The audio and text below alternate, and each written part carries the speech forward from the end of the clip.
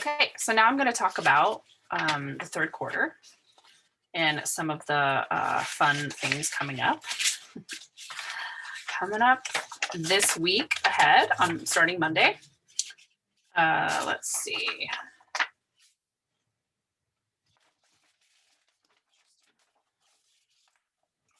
Hopefully this is printed out and you're ready to go. I'm going to move this out of the book. See it. These are available in quarter 3 of the workbook. So you should have the moon scopes, which are these text babies.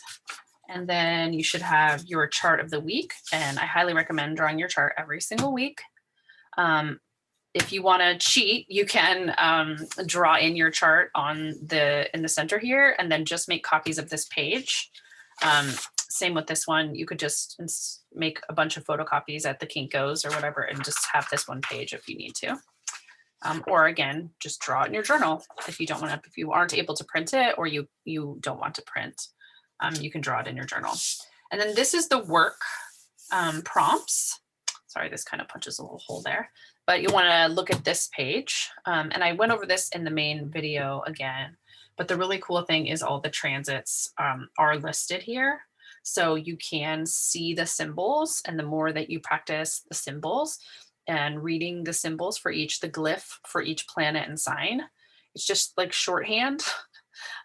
It's a lot easier than writing all the sentences, but you can see all the transits and the times the moon changes signs and the degrees the moon will cover in that week. So some of the transits for this week are kind of bumpy. And the last quarter moon is going to bring us lots of feels. I'm going to stop this. There we go. So I just wanted to take a little time to talk about that and, give everybody a heads up verbally. I know it's a lot to read sometimes, and I like to add a little extra information. So hopefully these recordings will be juicier when there are more people asking questions too. I'd love to have a Q&A period at the end. And I was going to say too, if you have questions about just using the community platform, I'm learning more and more every day about it. So I'm happy to answer questions about that too in these meetups, in these little videos. Okay, so obviously, whenever there's a transit to a cardinal sign, Libra, Capricorn, Cancer, or Aries, we are going to see, actually, I can totally do this. We're going to see squares to Pluto, the only planet that's still hanging out in that, where we had all the stuff in Capricorn before. Hello, why will you not move? There we go. Let me share this screen.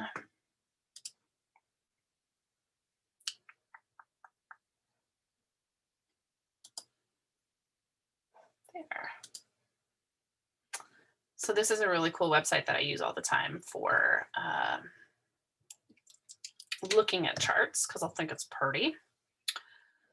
It's called lunaastrology.com. It does cost $9 a month to have access to it, but I like it because it's pretty. So you can see that this is today, but you can see the chart. It's really laid out nicely, and this is in whole sign houses. So this is the house format that I use. So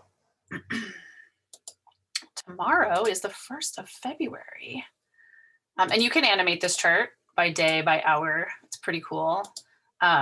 So tomorrow is the 1st of February. The moon is in Libra. And so anytime the moon is in a cardinal sign, at some point it's going to square Pluto in Capricorn.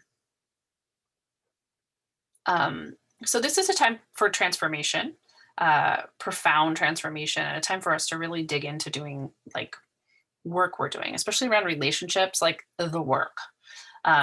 Libra's shadow is this idea that balance is a destination and not a place that we need to continue to check in with how we're doing with balance, especially as we dismantle gender bullshit and capitalism and do our anti-racism work, and we start to notice how that stuff is threaded through every relationship we have. Because Libra is not just relationships with people or just romantic relationships. It's every relationship. It's your relationship in the room, like to space, to objects. How far away are you? How balanced is the room? Is the picture crooked? Is something off in this space energetically? What's my relationship to the objects in the room, the animals in the room, the plants in the room? So I want to make sure and spend time broadening that understanding of Libra and relationships, because I feel like that's a shitty thing that happened to Libra, that it's just about like who loves me and who do I love and who am I dating and all that. Not that that's not a concern of a Libra, but when we are Libra mooning as a group, it's really more about the justice and the fairness and unfucking the idea about what a relationship is and how important it is for us to be sheltered in a place that feels good, and to have a space that is harmonious. Humans really seek out creative, artistic, beautiful, and that can be different for each person, right? I mean, this is my space. Some people might be made mad in here because of all this stuff. But I like clutter. I like things everywhere. So while the moon is here, I talk a lot about, watching your balance between also being filled with rage, which is important, but finding radical rest as well. So as the moon moves through Libra, and this may be confusing to watch because the rising sign will change based on the time. So just bear with me. I try to keep it at the same time so it doesn't switch too much. This is a Leo rising chart because of I'm doing it at this time of day. But here's the moon in Scorpio. So when the moon enters Scorpio, we see it squaring everything that's in Aquarius and opposing Uranus and Mars in Taurus. So this is a lot. It is a lot. It's gonna be a hard moon for the next 2 months. Or 3 almost, I guess, while Mars is moving out of Taurus. Let's see, when is that? Oh, I don't have that written down. I will post it if anybody wants to know when it is leaving. Oh yeah, it is up there. Hold on. Mars enters Gemini March 5th. So it's a little while longer before we're free. So I'm just trying to get the moon down a little bit closer to, there we go. So we see the moon in Scorpio. Sorry, this changed the layout a little bit, but here's the moon in Scorpio, and it's going to start squaring on Wednesday. Looks like around 9 a.m. It'll start to square Venus, which is the first in line here, degree-wise. So it'll start throwing vibes at Venus, and then Saturn, and then Jupiter, and then Uranus, and then Mars, and then the Sun, and then Mercury, which will be retrograde. So it's a lot. It's a super, super lot. And Scorpio is this moon of tenderness and our composting, and just, it's deep. It's the underground, the darkness. If you look at the picture that I made, it's these like dirty hands in the water, kind of reaching up. It's easy to get overwhelmed during a Scorpio moon. And so if you know people who are generally easily overwhelmed, children and friends who are super emotional, they may have an even harder time just moving through all those transits, because it doesn't take, but 2.5 days for it to be over. But those 2.5 days can feel fairly intense. This is also the axis, the fixed sign axis, which is Scorpio, Aquarius, Taurus, and Leo.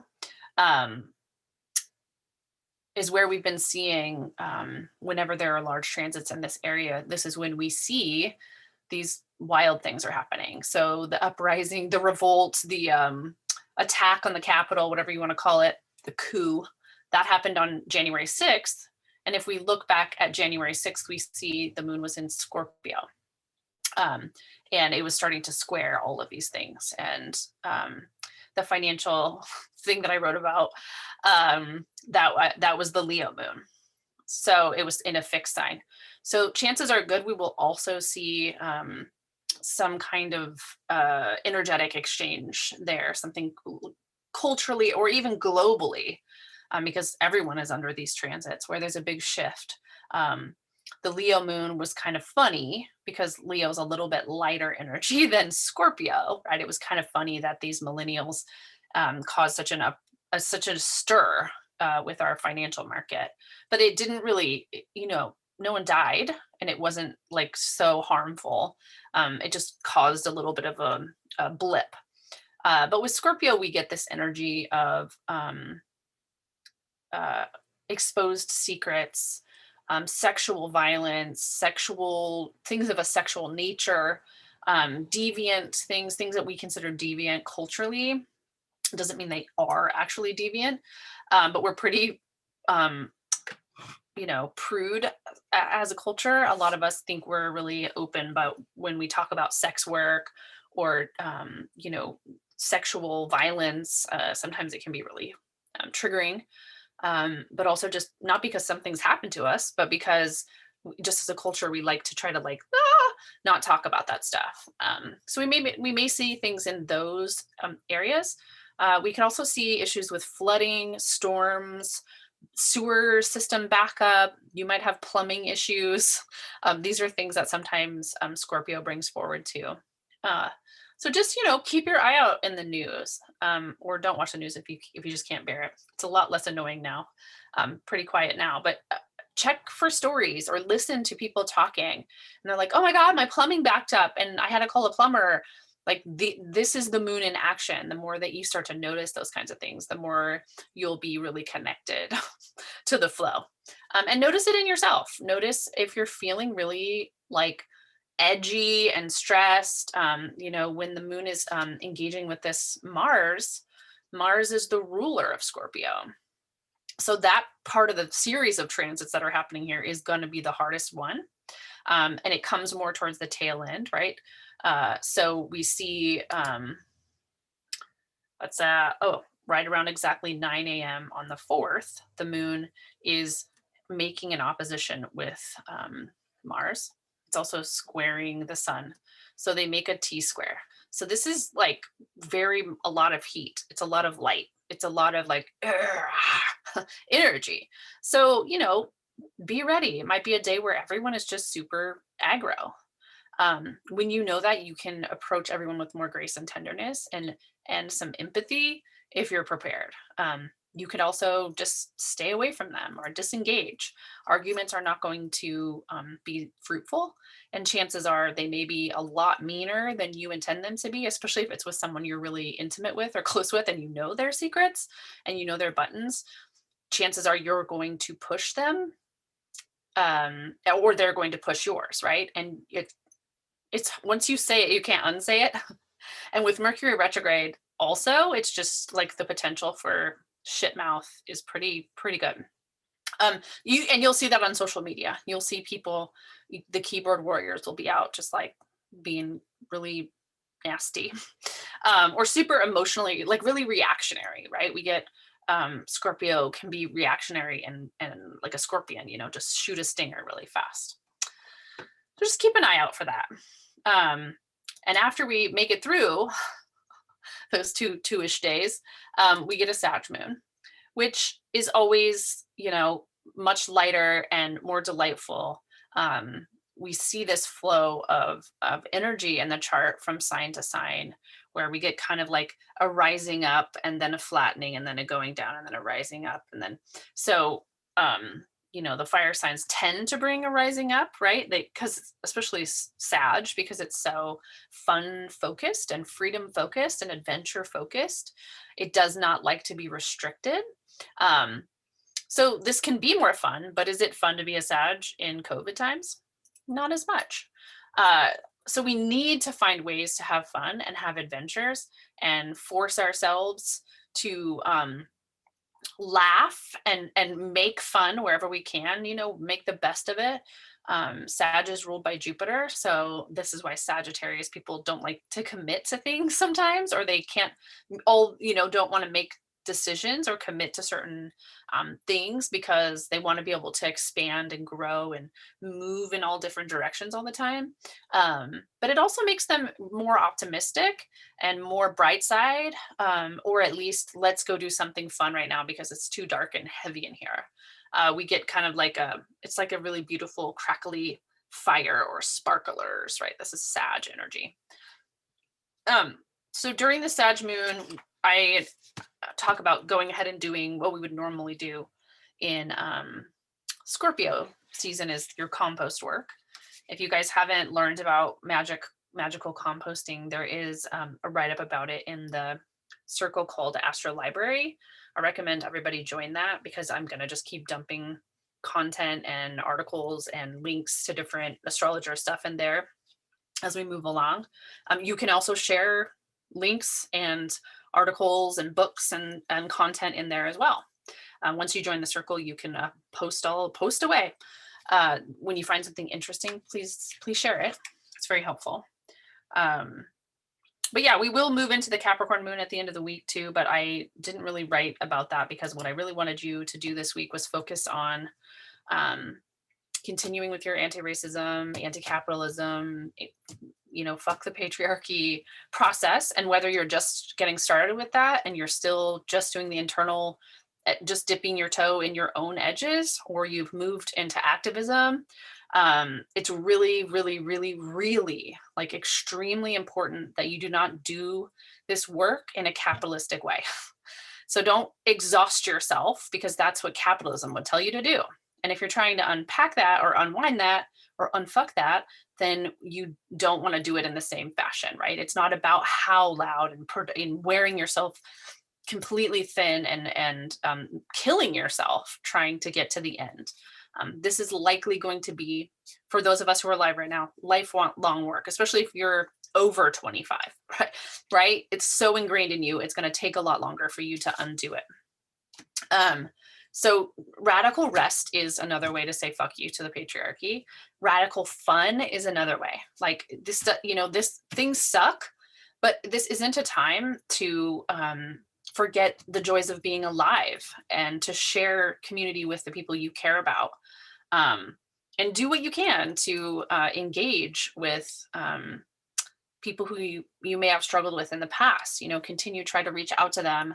I know it's easy to cut people off. I'm pretty famous for that, but this is a time, and this Mercury retrograde is giving us a great opportunity to perhaps go back to some of those people and just check in and say, hey, I love you. I miss you. How are you?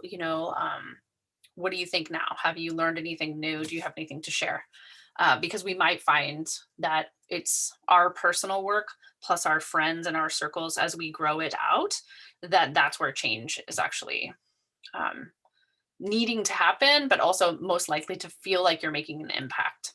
I had a conversation with a friend a couple weeks ago where he posted something on his Facebook that was very whitewashy and bypassing the stuff, the work. And I, just called him out for it. And at first he reacted poorly, had some fragility issues. And then, he moved it to a private message, which of course he did. And we went back and forth in there a little bit. But he came around, which was, really, really made me feel hopeful that continuing to have the conversations with people and learning how to have the conversations with people, which is key. When you read anti-racism books written by Black people who are trained and have studied and know how to help you come up with really good language, it ends up being a lot more successful. So this is why you need to do your personal work and your little bit of group work as you feel comfortable, as you feel like you've grown in your own work. Just running out there and screaming when you haven't done your own work, it doesn't work. People know you're not authentic. So this is a great week to go in there and do that Scorpio work. And we will talk about that, the last quarter moon ritual, which I will be posting tomorrow evening if Mercury retrograde, if all Mercury retrograde things go as planned. And then we will be able to do that ritual together. And that's going to talk a lot about letting your energy pour out, right?